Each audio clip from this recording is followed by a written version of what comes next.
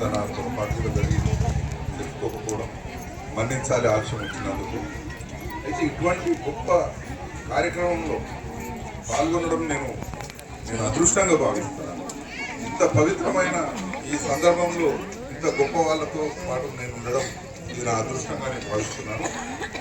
అయితే మనం ఒక విషయం మన మహారాజు గారు సంసార కార్యక్రమాలు, సంసార సమస్యలు అది ఎడతెగని సమస్యలు నేను చెప్పే అవసరం లేదు. పెద్దల ముందు వారు మాట్లాడినాక నేను మాట్లాడడం చాలా తప్పు, కానీ క్షమించాలి. ఇక్కడ నా కొంత చూడడం నేను గురువు గారికి కూడా క్షమించాలని చెప్తున్నాను.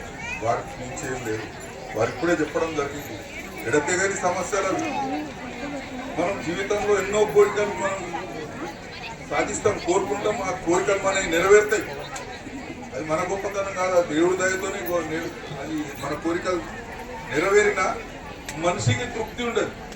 అరే ఇంతేనా, ఇంకేమో అది ఎడతెగని కోరిక.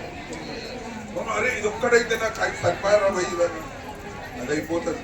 ఇంతేనా అయిన క్షణంకే దాని యొక్క మనకు రుచి అది నలిగిపోతాం. మళ్ళీ ఇంకా కొత్త కోరికలకు మనం ఆశ పెట్టుకుంటాం. ఈ విధంగా మన సంసార సాగరం ఏది దాన్ని లోతు తెలియదు, అర్థం తెలియదు. మన సనాతన ధర్మం దీనికి ఒక పరిష్కారం చూపించింది. ఆ పరిష్కారం ఏమదంటే మోక్షం. పెద్దల కన్నా ఎక్కువ నేను చెప్పేట అవసరం లేదు.